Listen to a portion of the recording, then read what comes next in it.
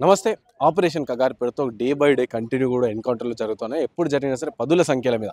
మనం చూసుకున్నాం 28 మంది కావచ్చు, నిన్న 5 మంది కావచ్చు. ఇట్లా ఈ విధంగా అండి ఇప్పుడు కూడా ఆపరేషన్ కగారు కొనసాగుతూనే ఉంది. మొన్నటి వరకు ఏమొచ్చింది వార్తల్లో కేంద్ర బలగాలన్నీ రిటర్న్ పోతున్నాయని. అయితే ఈరోజు మార్నింగ్ న్యూస్‌లో కూడా చూసినప్పుడు ఏంటంటే కేంద్ర బలగాలు ఇంకా ఉన్నాయి. కర్రగుట్ట కంప్లీట్‌గా కూడా జల్లెడబడుతున్న పరిస్థితి. చివరికి ఒక 15 కిలోమీటర్ల మేరనే ఉంది అని చెప్పేసి ఈ విధంగా వార్తలు వస్తా ఉన్న పరిస్థితి. సో మాట్లాడడం దీనిపైన ఉస్మాన్ యూనివర్సిటీ వేదికగా అన్ని విద్యార్థి సంఘాల నాయకులు కావచ్చు, అన్ని విద్యార్థి సంఘాలు కలిసి ఇప్పుడు నిరసన తెలిపిన పరిస్థితి.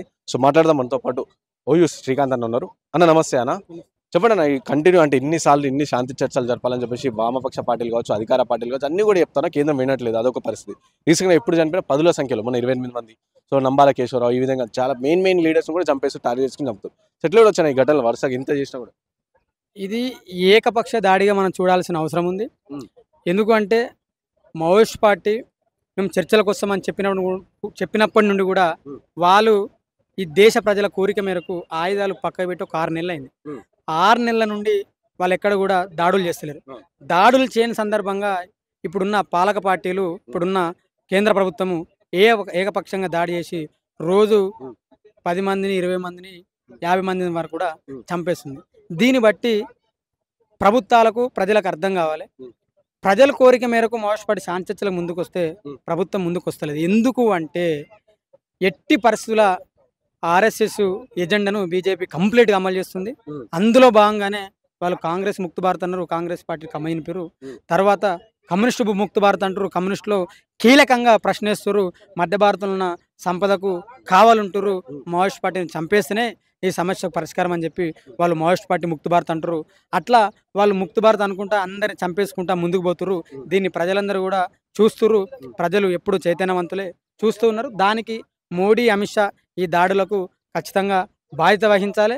ఎందుకంటే అమాయకమైన ఆదివాసీ ప్రజలను చంపడం అనేది ఇది రాజ్యానికి మంచిది కాదని మేము ఈ సందర్భంగా తెలియజేస్తున్నాం. అంటే ఇటు చూసి చంపేసినాక కూడా అంటే మనం మొన్న ఒక వీడియో కూడా సోషల్ మీడియాలో వైరల్ అవుతుంది. నక్సలైట్లు అన్ని మృతదేహాలు పెట్టుకొని జవాన్లందరూ కూడా అక్కడ సెలబ్రేట్ చేసుకోవడం. అంటే దాని మీద చాలా వరకు చర్చ నడుస్తుంది. అంటే మన పౌరులు అని చెప్పి మనం సెలబ్రేట్ చేసుకోవడం ఏంది అని చెప్పేసి. వాళ్ళదేమో ప్రాణత్యాగం, మీదేమో డ్యూటీ.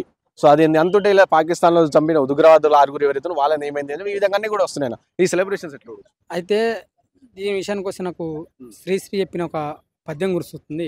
అదేంటంటే బలవంతులు దుర్బల జాతిని బానిసలు గావించారు. నరహంతకులు దొరాధిపతులే చరిత్ర ప్రతికెక్కిరి. ఏ చెంగిచ్ ఖాన్, ఏ గోరి వీళ్ళంతా నరహంతకులే. దాని వరుసకు వచ్చేటోడే నరేంద్ర మోడీ, అమిత్ షా వీళ్ళు కూడా నరహంతకులే. ఎందుకు అంటే ఏ రాజనీతి అయినా చాలా బాధేస్తది. ఒక తల్లికి 2 కొడుకులు పుడితే ఒక ఆయన పోలీసు దాంట్లోకి పోతాడు, ఒక ఆయన నక్సలైట్ దాంట్లోకి పోయిండు అనుకుందాం. ఆ తల్లి పోలీస్ అయినా చచ్చిపోయినా ఏడుస్తది. నక్సలైట్ చచ్చిపోయినా ఏడుస్తది. కానీ ఆ తల్లి పోలీస్ అయినా చచ్చిపోయిందని చెప్పి నాట్యం ఆడది, నక్సలైట్ చచ్చిపోయిందని నాట్యం ఆడది. కానీ మోడీ ఏదైతే పీడిత కులాలకు చెందిన బిడ్డలు పోలీసులయ్యారు, అదే పీడిత కులాలకు చెందిన బిడ్డలు నక్సలైట్లయ్యారు. ఈ పాలక వర్గాలు, ఈ బ్రాహ్మణీయ భావజలిగిన వర్గాలు వీళ్ళు ఏం చేస్తారంటే ఈ బిడ్డలిద్దరు కాల్చుకొని చచ్చిపోతే ఆ బిడ్డలతో నృత్యం చేపిస్తారు. అది ఎంత బాధాకరం. ఒక చీమ చనిపోతే కూడా చీమలను ఆ చుట్టూ చేరి ఆ చీమను మోస్తాయి.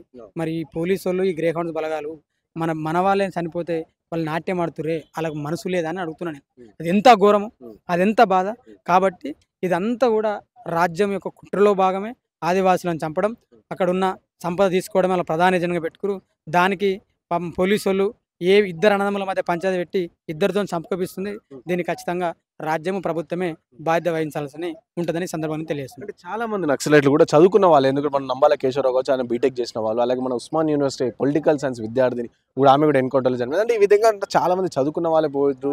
సో అలాంటి వాళ్ళని మళ్ళీ ఇంకో వార్తలు ఏమొస్తున్నాయంటే నంబాల కేశవరావు విషయంలో సో అతను ఒడిశాలో ఎక్కడో ట్రీట్మెంట్ తీసుకుంటూ అక్కడ నుంచి పట్టుకొచ్చి ఇక్కడ చనిపోయాడు. అంటే ఈ విధంగా కూడా వస్తా ఉన్నాయి. అంటే చదువుకున్న మేధ సంపద ఉన్న వాళ్ళే ఈ విధంగా నక్సలైట్ భావజాలంలోకి పోవడం ఏంటి అని చెప్పి కూడా ఒక క్వశ్చన్ వస్తుంది. నేను ఏమంటా అంటే విజ్ఞానవంతులు ఎప్పుడైనా విప్లవం వైపు ఉంటారు. అజ్ఞానవంతులు, అసమర్థులు ఎప్పుడైనా ఆర్ఎస్ఎస్ మతం వైపు ఉంటారు. ఆ అక్క విజ్ఞానవంతురాలు విశ్వం గురించి ఆలోచించింది కాబట్టి ఈ విశ్వవిద్యాలయానికి వచ్చింది. ఈ విశ్వవిద్యాలయానికి వచ్చింది కాబట్టి ఆ విశ్వం గురించి ఆలోచన చేసింది. ఆ విశ్వం గురించి ఆలోచన చేసింది కాబట్టి ఆ విప్లవం అయిపోయింది. ఆమె పీఠాధిపతులు లేక మఠాలలో చదువుకోలే. విజ్ఞానవంతమైన విశ్వవిద్యాలయం అది దాంట్లో ఉస్మానియా విశ్వవిద్యాలయం చదివింది. అందుకే పీడిత ప్రజల కోసము నిలబడి చివరి వరకు పోరాటం చేసింది. నంబాల కేశవరావు ట్రీట్మెంట్ విషయానికి వస్తే ఏకపక్షంగా అది దాడే. వాస్తవానికి ఆయనకి హెల్త్ బాగలేకనే దాడి జరిగిందని మేము అనుకుంటున్నాము. ఒక సెంట్రల్ కమిటీ కార్యదర్శి అయిన మావోయిస్ట్ పార్టీ చీఫ్, ఆ చీఫ్ మీద దాడి చేయడం అంటే దాదాపు ఆయన ఒక 3 నుంచి 2 అంచెల భద్రత వేస్తుంటుంది. ఆ భద్రతా బలం లేకుండా దాడి చేయడం అంటే అది ఏకపక్ష దాడే. ఆయన ఒక 70 సంవత్సరాల వృద్ధుడు, ఆయన ముసలాయన. ఈ దేశం కోసం నిలబడ్డాడు. నేను మరీ మరీ చెప్తున్నా, దేశంలో ఉన్న ప్రజలారా, విద్యార్థులారా, యువకులారా, దేశం మనది. పడిపోయే ఏజ్ ఉన్న ముసలోళ్ళేమో ఈ దేశాన్ని నిలబెడదాం అనుకుంటున్నారు. కానీ 25 సంవత్సరాలు 30 సంవత్సరాల వయసున్న మనము ఈవినింగ్ కాగానే పడిపోతున్నాం. ఈ దేశం కోసం నిలబడాల్సింది మనం. ఈ దేశం కోసం పోరాటం చేయవలసింది మనం. ఈ సంపద మనది, ఈ భూమి మనది. మనం అందరం కూడా ఈ ప్రజల వైపు ఉండి పోరాటం చేయాలి. ఖచ్చితంగా ఆపరేషన్ కగారును కూడా ఆపాలని మేము ప్రధానంగా డిమాండ్ చేస్తాం. అంటే ఇటు కర్రేగుట్టకు సంబంధించి మొన్నటి వరకు వార్తలు ఏమో కేంద్ర బలగాలన్నీ రిటర్న్ పోతున్నాయి అని చెప్పేసి వార్తలు వచ్చాయి. మళ్ళీ ఇప్పుడు ఏమో లేదు, కంప్లీట్గా జల్లెడ పట్టేసిన పరిస్థితి. సో ఆల్మోస్ట్ ఇంకో 10-12 కిలోమీటర్ల మేర జల్లెడ పడితే అయిపోతుంది.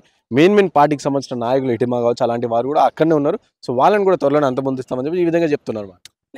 నేనేమంటే, ప్రభుత్వము ఇడ్మాన్ చంపొచ్చు, ఇంకెవరినైనా చంపొచ్చు. ప్రభుత్వం దగ్గర టెక్నాలజీ అన్నీ ఉన్నాయి. కానీ మావోయిస్టులు ఏమని చెప్తారు, ఈ సమస్యలను పరిష్కరించండి, మేమెందుకు పోరాటం చేస్తామని చెప్తారు. అది శాత కాదు. ఎందుకు వాళ్ళు ఏమని చెప్తారు, ఈ దేశంలో ఉన్న భూమిని మొత్తం సమానంగా పంచాలని చెప్తారు. అవుతుందా? పాలకులు పంచుతారా? పంచరు. ఎందుకు? పాలకుల దగ్గర 1000 కోట్ల భూమి ఉంది కదా, వందల వేల ఎకరాల భూములు ఉంది కదా. ఒక్కొక్క పాలకునికి దాదాపు 200-300 ఎకరాల భూమి ఉంది. మరి వాళ్ళ భూమిని పంచమని చెప్తే వీళ్ళు భూమి ఇస్తారా? పేద ప్రజలకు, దళితులకు భూమి ఇస్తారా? ఇయ్యరు. ఇప్పటికి కూడా 3 ఎకరాల భూమి పంచుతామని చెప్తే ఏ ప్రభుత్వం వచ్చినా ఎంతవరకు భూములు పంచలే. విద్య సమానంగా ఉందా? రాలే. మీకు ఒక ఉదాహరణ చెప్తా. మొన్న ఈ రాష్ట్రాన్ని పరిపాలన చేసిన పాలకులు ఉరుగా కల్వకుంట్ల కవిత కావచ్చు, ఐఏఎస్లు, ఐపీఎస్లు, వీళ్ళందరూ కలిసి వాళ్ళ బిడ్డలను అమెరికాలో చదివిస్తారు. అమెరికాకు పోయి ఆడ మా కొడుకు డిగ్రీ తీసుకుని చెప్తారు. మరి మీ బిడ్డలు మా బిడ్డలతో సమానంగా చదివించచ్చు కదా. అది కోరుకుంటారు మాస్టర్. అది తప్ప, అది శాత కాదు వీళ్ళకు. అట్లా మాట్లాడితే నక్సలైట్ అని చెప్పి చంపేయడం అనేది, అర్బన్ నక్సలైట్ అనేది చాలా సిగ్గుచేటు. ఒకవేళ నక్సలిజాన్ని మీరు అంతం చేయాలనుకుంటే ఈ సమస్యలు అంతం చేయండి అని చెప్తారు. ఈ సమస్యలు అంతం చేయడం అనేది పాలకులకు శాత కాదు. కాబట్టి ఖచ్చితంగా ఇది భవిష్యత్తులో ఇది బీజేపీ ప్రభుత్వానికి అంతానికే మార్గదర్శనం అవుతుంది. ఖచ్చితంగా ఆపరేషన్ కగారును ఆపకపోతే బీజేపీ ప్రభుత్వాన్ని కూడా ఈ ప్రజలు ఆపేస్తారని ఈ సందర్భంగా తెలియజేస్తారు. అంటే ఎప్పుడు ఎన్కౌంటర్ చేసినా సరే 10 మంది చనిపోతున్నారు. అంటే వాళ్ళు లొంగిపోవాలని చెప్పి లొంగిపోవడానికి వచ్చిన వాళ్ళని కూడా పట్టుకొని మరి కాల్చి చంపుతున్నారు అని చెప్పేసి కూడా అనిపిస్తా ఉంది. సో ఇట్లా చూడొచ్చు, అంటే లొంగిపోవడానికి వచ్చిన వాళ్ళని కూడా కాల్చి చంపడం. ప్రభుత్వము ఒకటే పెట్టుకుంది, మనుషులను చంపేయడమే దాన్ని ధ్యేయంగా పెట్టుకుంది. ఇప్పుడు ఎవరినైనా చంపేస్తారు. ఇప్పుడు నన్ను చంపేస్తారు, రేపు నిన్ను చంపేస్తారు, ఇంకోని చంపేస్తారు. ప్రజాస్వామ్యబద్ధంగా మాట్లాడిన వాళ్ళను, ప్రభుత్వాలను ప్రశ్నించిన వాడు ప్రతి ఒక్కడే నక్సలైట్ అని ముద్ర వేసి చంపేస్తుంది. ఆదివాసీ ప్రజల విషయానికి వస్తే సోనీ సూర్యన్ ఒక కార్యకర్త మొన్న హైదరాబాద్కి వచ్చి మాట్లాడితే, అక్కడ మీరు ఒకవేళ నక్సలైట్లు అని చెప్పండి, లొంగిపోండి, డబ్బులు ఇస్తాను. మీరు నక్సలైట్ కాదని చెప్పారు అనుకో, మీరు చంపేస్తారు. అట్లా చంపేస్తారు తప్ప అక్కడ చచ్చిపోయిన వాళ్ళంతా నక్సలైట్లు కాదు. అక్కడ చచ్చిపోయిన వాళ్ళు మెజార్టీ పీపుల్ ఆదివాసీలు. ఆదివాసుల ప్రజలను చంపుకుంటూ ఆనందపడుతుంది ప్రభుత్వము. 6 నెలల పాప మంగ్లీ అనే ఒక పాప, తల్లి పాలు తాగిన పాపను కూడా పాలక పార్టీలు చంపేసినాయి. ఇప్పుడు మేమంటే ప్రశ్నించినాం.